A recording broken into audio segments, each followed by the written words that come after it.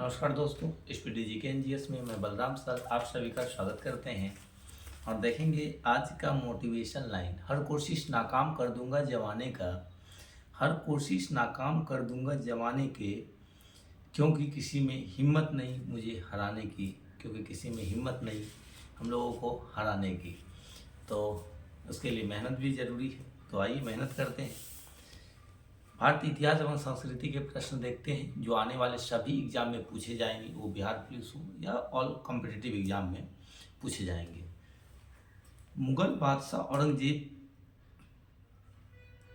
को किस सूफी सिलसिले में दिलचस्पी थी? नक्शबंदी में उसे दिलचस्पी थी। बाबर फरगना की गद्दी पर कब बैठा? 1494 ईस्वी में बैठा। बाबर फरगना की गद्दी पर कब बैठा? 1494 ईस्वी में बैठा। बाबर ने भारत पर पहली बार कब आक्रमण किया? 1519 ईस्वी में यूसुफजाई जनजाति के विरुद्ध। 1519 ईस्वी में बाबर ने पहली बार भारत पर आक्रमण किया। बाबर की प्रसिद्ध युद्ध नीति तुगलकनामा का प्रयोग सर्वप्रथम किस युद्ध में हुआ? पानीपत के प्रथम युद्ध में हुआ, जो 1526 ईस्वी में हुआ। और बाबर का जन्म 1483 ईस्वी में हुआ था और 1494 ईस्वी में फरगना की गद्दी पे बैठा था। पहली बार बाबर ने आक्रमण भारत पर किया था 1519 ईस्वी में। चंदेरी का युद्ध किनके बीच हुआ? 1528 ईस्वी में मेदिनी राय और बाबर के बीच हुआ। बाबर विजयी हुआ था। बाबर किसका अनुयायी था?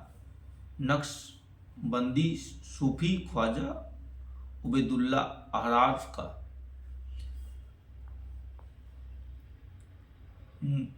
मुबियान नामक पद शैली का जन्मदाता किसे माना जाता है? तो बाबर को माना जाता है। मुबियान नामक पद शैली का जन्मदाता बाबर। गद्दी पर बैठने से पहले हुमायूं कहाँ का सूबेदार था? बदखशा का सूबेदार था। दीन पनाह नामक नगर की स्थापना किसने की थी? 1533 ईस्वी में हुमायूं ने की थी। दीन पनाह नामक नगर की स्थापना किसने की थी? 1533 ईस्वी में हुमायूं ने की थी। शेरशाह का जन्म कब हुआ था? 1472 ईस्वी में बजवाड़ा होशियारपुर में हुआ था। शेरशाह के बचपन का नाम क्या था? फरीद खां। शेरशाह के बचपन का नाम क्या था? फरीद खां था। शेरशाह दिल्ली की गद्दी पर कब बैठा? बिलग्राम युद्ध के बाद। शेरशाह गद्दी पर कब बैठा? शेरशाह दिल्ली की गद्दी पर कब बैठा? बिलग्राम युद्ध के बाद बैठा। कबूलियत एवं पट्टा प्रथा की शुरुआत किसने किया? शेरशाह सूरी ने। कबूलियत एवं पट्टा प्रथा की शुरुआत किसने किया? शेरशाह सूरी ने किया। पाटलिपुत्र को पटना के नाम से पुनः किसने स्थापित किया? 1541 ईस्वी में शेरशाह सूरी ने किया। डाक प्रथा का प्रचलन किसके द्वारा किया गया? शेरशाह सूरी के द्वारा किया गया।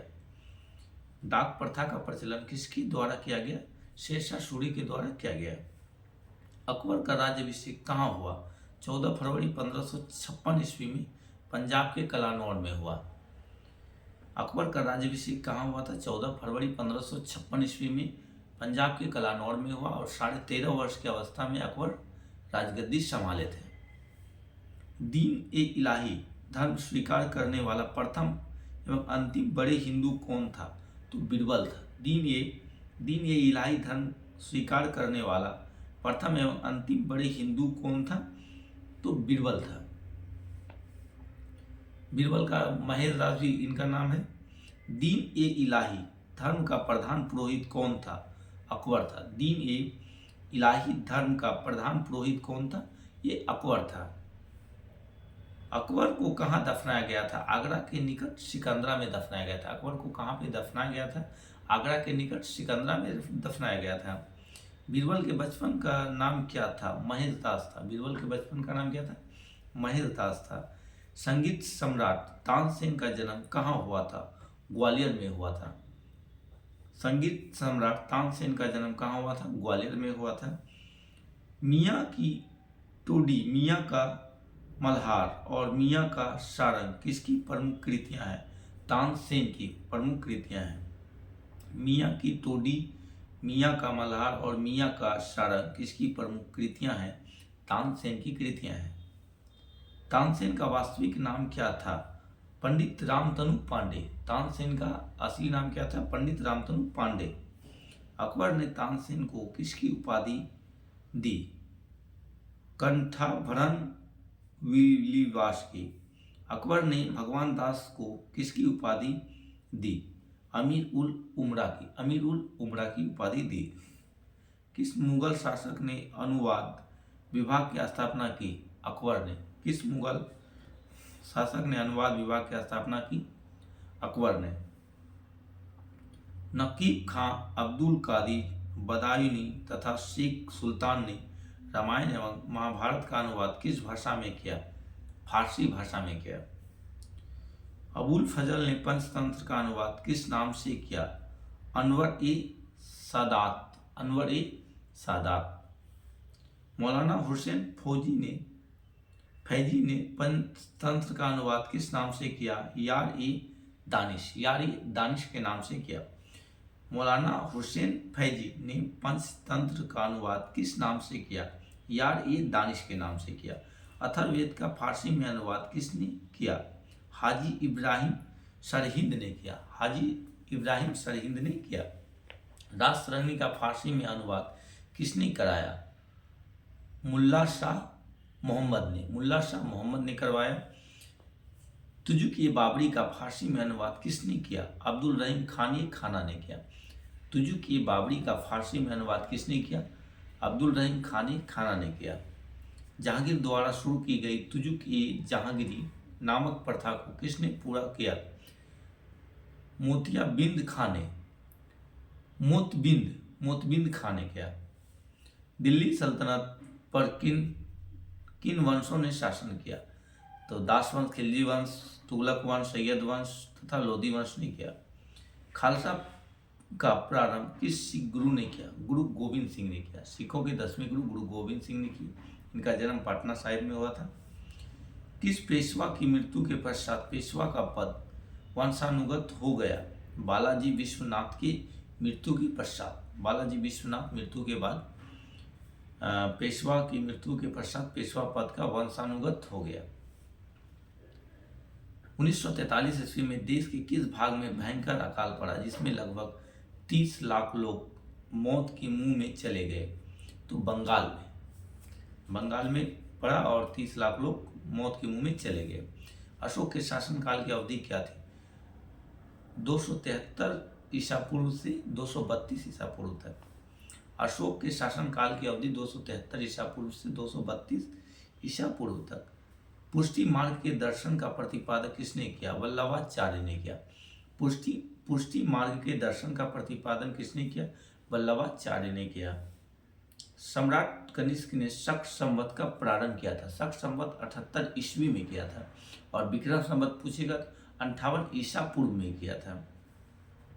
सभी धार्मिक आर्यवंशी अपनी मूल उत्पत्ति किस राजा से मानते हैं? मनु वैश्वत से मानते हैं। बहमनी तथा विजयनगर राज्य के मध्य किस प्रदेश को लोकर संघर्ष हुआ? रायचूर का दोआब। दिल्ली के सुल्तान एवं 40 के दल के बीच संघर्ष किसकी मृत्यु के पश्चात हुआ था? इल्तुतमिश की मृत्यु के पश्चात हुआ था। राजा बनने से पूर्व वह अंग का राज्यपाल था और उसे कुनिक के नाम से जाना जाता था। यह कथन मगध के किस शासक से संबंधित है? अजात शत्रु से संबंधित है। विशाल साणों की जुड़वा पैरों वाली विशिष्ट प्रकार की मूर्तियों किस सैंधव स्थल से प्राप्त हुआ? कालीबंगन से प्राप्त हुआ। विशाल साणों की जुड़वा पैरों वाली विशिष्ट प्रकार की मूर्तियों किस सैंधव स्थल से प्राप्त हुआ? कालीबंगन से प्राप्त हुआ। भक्ति को दार्शनिक आधार प्रदान करने वाला प्रथम आचार्य कौन थे? रामानुज थे। समानता परिस्थितियों में स्त्री धन के उत्तराधिकार के प्रथम अधिकार किसका होता था? पुत्रियों का होता था। सामान्य परिस्थितियों में स्त्री धन के उत्तराधिकार में प्रथम अधिकार किसका होता था? तो पुत्रियों का होता था। दासों की मुक्ति का विस्तृत निरूपण सर्वप्रथम मिलता है नारद स्मृति में। नारद स्मृति में मिलता है। दासों की मुक्ति का विस्तृत निरूपण सर्वप्रथम मिलता है नारद स्मृति में मिलता है। मिर्जा राजा जय सिंह द्वारा 1665 ईस्वी में पुरंदर के घेरे के समय कौन सा यात्री उपस्थित था? तो वर्नियर था। वर्नियर उपस्थित था। 19वीं शताब्दी में भारत सरकार की आय का सबसे प्रमुख साधन क्या था? भू राजस्व था। भू राजस्व था। हेनसंग ने किस प्रदेश में जैन धर्म को समृद्धि स्थिति में देखा था? बंगाल। हेनसंग ने किस प्रदेश में जैन धर्म को समृद्धि स्थिति में देखा था? बंगाल में। मराठा राज्य संघ को निर्णायक पराजय देने वाला ब्रिटिश गवर्नर जनरल कौन था? लॉर्ड हेस्टिंग्स था। लॉर्ड हेस्टिंग्स था। पाहन पूजे हरि मिले तो मैं पूजो पहाड़, यह कथन किस संत का है? कबीर का है। पाहन पूजे हरि मिले तो मैं पूजो पहाड़, यह कथन किस संत का है? कबीर का है। ऋग्वेद में युद्ध के लिए प्रयुक्त शब्द है गविष्टि शब्द। युद्ध के लिए गविष्टि, और गविष्टि का अर्थ होता है गायों की खोज। नाना घाट, नासिक एवं सांची के अभिलेख किस राज परिवार का उल्लेख करते हैं? सातवाहन का। कालजयी रचना जीवन चिंतामणि किस मत से संबंधित है? जैन मत से संबंधित है। किस सिख गुरु द्वारा गुरुमुखी लिपि का प्रारंभ किया गया? गुरु अंगद के द्वारा किया गया।